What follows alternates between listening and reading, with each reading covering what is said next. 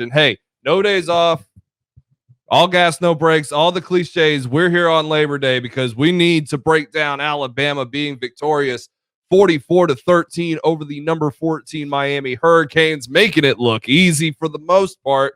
For the most part, Miami did have a 1 or 2 drives there to start the third quarter, but it was really all she wrote in the first half. Bryce Young having a record-setting performance. Cameron Latu helping him out in that regard with his first 2 catches being his first 2 touchdowns of his career. You can also look at the rushing attack, 147 total yards rushing.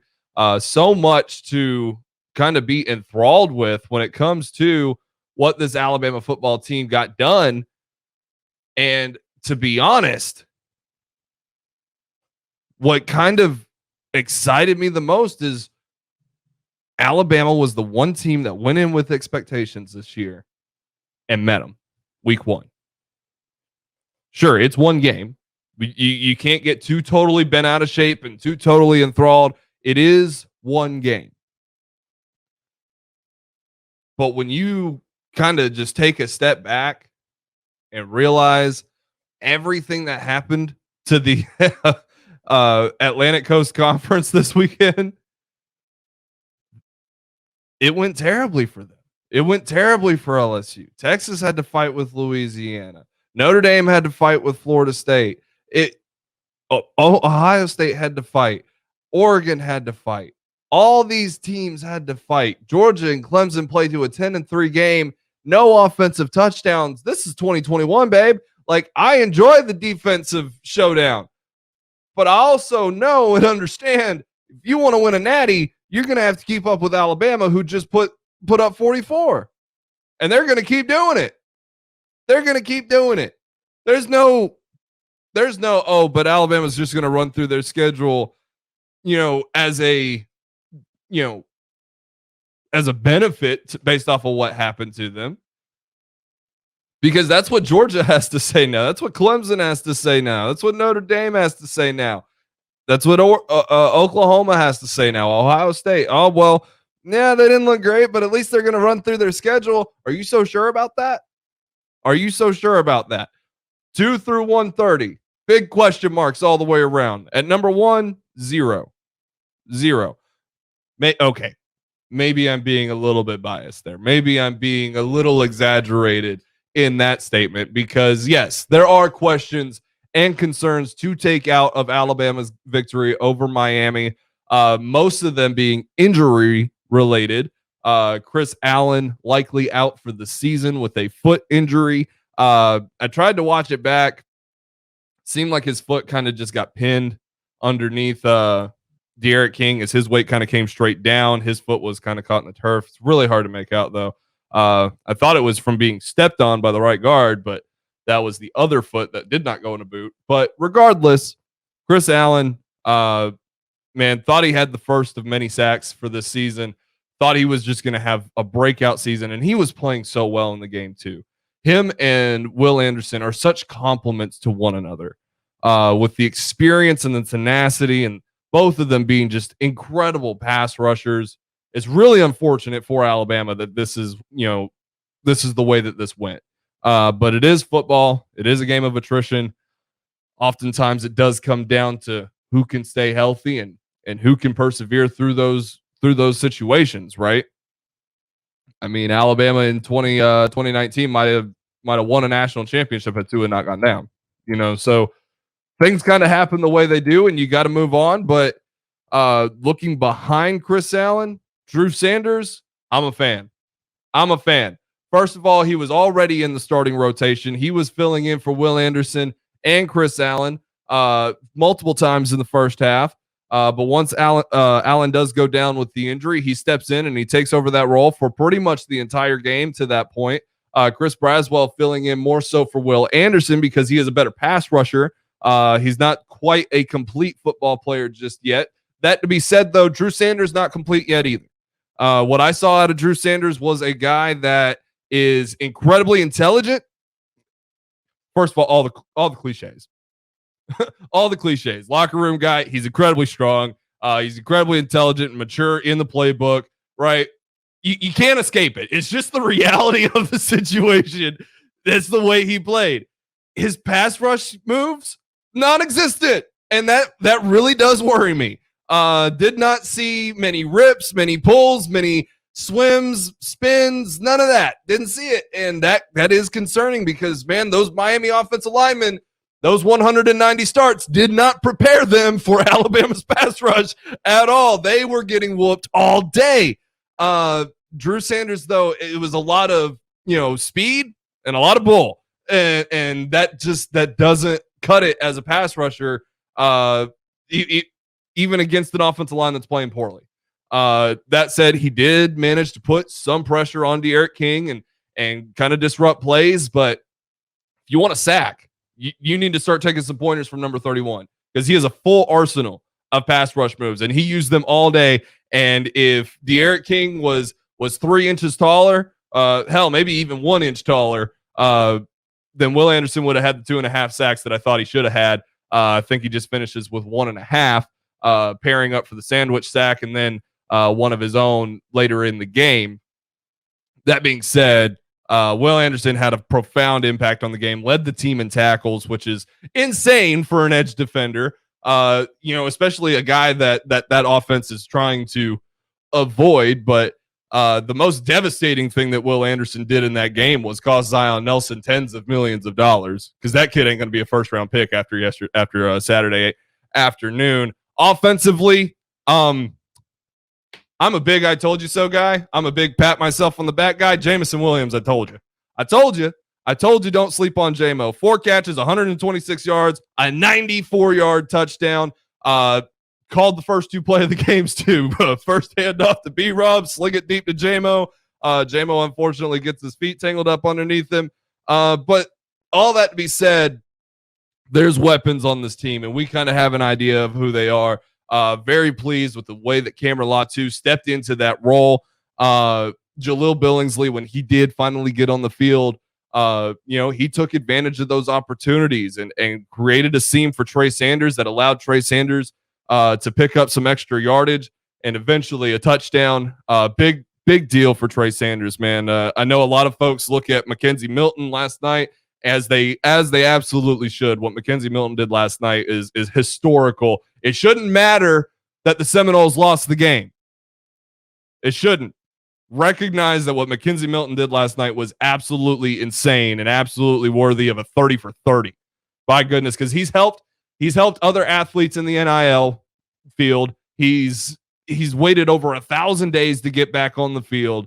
Had to transfer into a situation, doesn't win the job, and he comes in against a number 9 Notre Dame team with the best defensive player in a defensive backfield in Kyle Hamilton, number 1 rated player on most teams, on most scouting websites' is big board. And he goes out there and he catches up and puts the team in a position to win the ball game. That said, Trey Sanders deserves similar recognition after, unfortunately breaking his foot in his, initial freshman season. Last year, gets in a car accident after finally getting into the rotation, and has a serious injury there. And he works back and gets into the rotation here. And honestly, it certainly helped his case that Roydale Williams did fumble and was taken out of the game for a big chunk of it. But 12 carries for B-Rob, 9 carries for Jace McClellan, 8 carries for Trey Sanders. Sanders outrushed Jace McClellan and was the only runner with a touchdown. That being said, Trey Sanders is my guy. That's the guy that I've hitched my wagon to. It's fully understandable, and you could see it from every running back. Williams didn't have the best game, but you could see it from every running back. These guys are all fully capable, and they're all going to make their plays throughout the season. They're going to take advantage of those situations. Big props to B-Rob. Brian Robinson had a good game, felt like a leader out there. You can call back to the sideline report of him, boosting Roydale Williams, telling him you got to be better than that.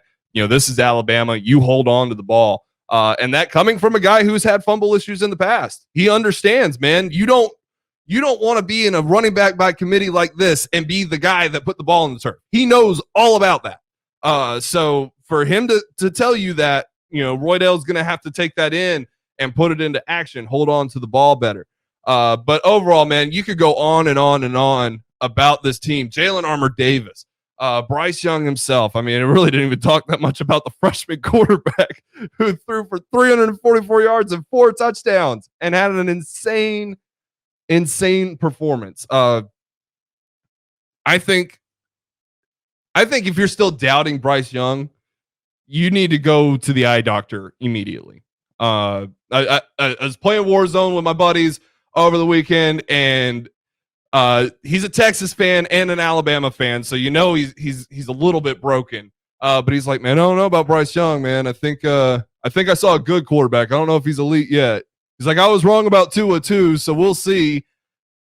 Bro, record-setting performance. I know Miami ain't got nothing on defense, and what they did have ejected itself in the first quarter, but you cannot see what Bryce Young did and be like, he scrambles too much. No. Do you see the poise that this guy plays football with? Do you see the effortless attitude, the ability to just dissect the defense and take what's given? Take what's given. I counted one dangerous throw. One. Sure, it's Alabama. Like, that's the big thing that always goes against these guys when they're getting evaluated for the NFL draft. Oh, everybody's always so wide open. Yeah, but you still have to have the intelligence and the wisdom to say, okay, nothing's here, and sling it out of the back of the end zone. Or, okay, I've been standing with my back turned to the entire pass rush here on the numbers because I'm such a good athlete. I'm going to dump it down to this guy that's right in front of me instead of continuing to look and look and look and look.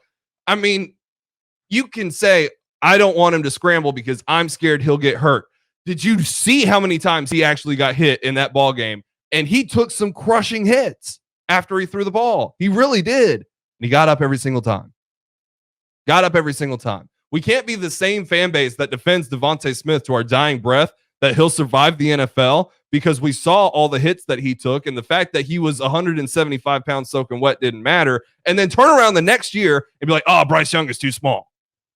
He's not too small. He's wildly intelligent, knows how to use his body, and knows how to go forth and do good things on this offense. And he is a leader at that. The biggest thing will be to stay healthy. And I like the way the offensive line played. I did think that Chris Owens at right tackle and Dalcourt at center is probably the best way to go about things. Javion Cohen is getting some assists there from Evan Neal, who's just a bully out there. The one big, forced fumble on the sack, that wasn't the offensive line's fault. I really don't even think it was Bryce Young's fault. It's kind of hard to pinpoint whose fault it was, but it was an RPO play, and that's why all the protection went away from the pass rush, and Chris Owens was kind of left on his own there, and there's no good decision to make on who to block. Whoever he didn't block was going to hit Bryce anyway.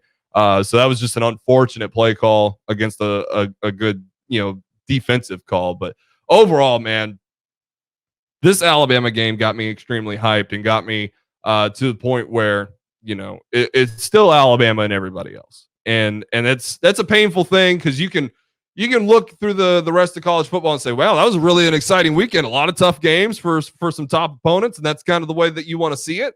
But those teams will rebound. Those teams will come back and do their thing, and that's what makes college football so exciting.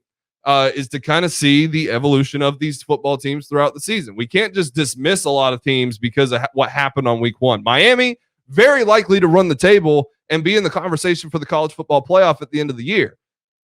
You can't compare everybody to Alabama. It's really not fair at that point. But you do need to kind of to watch the way that these teams evolve and see who's going to be eligible for the playoffs when the time comes. Because stories evolve, stories change. There's different chapters to this college football book, and you got to pay attention to every page and follow the story through to get the full ending and to appreciate that ending. That's something that happened last year with Alabama. The fact that they had to go through an all SEC schedule, that's something that's commendable. But you also have to go through the storylines of the season and those sorts of things to really appreciate it. So I'm not throwing the book out on Ohio State or Oregon or or any of these teams. About the only team I'm throwing it out on is LSU because wow. Wow. But we'll continue to soak it all in. And we got Ole Miss in Louisville tonight. Ole Miss will be without Lane Kiffin, so that'll be an even more interesting game than I think it already was going to be. I think this will be an offensive showcase.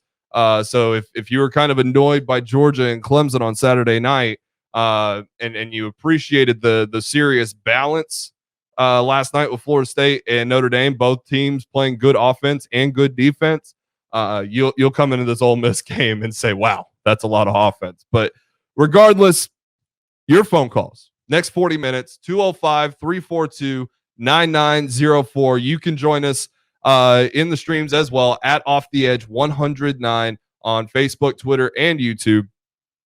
And let me know your reactions. We'll continue to go through the entire week, continue to come back to this Alabama game with thoughts and opinions as well. But 205-342-9904. We'll take a break, come back, continue the conversation here on Off the Edge, Tide 100.9.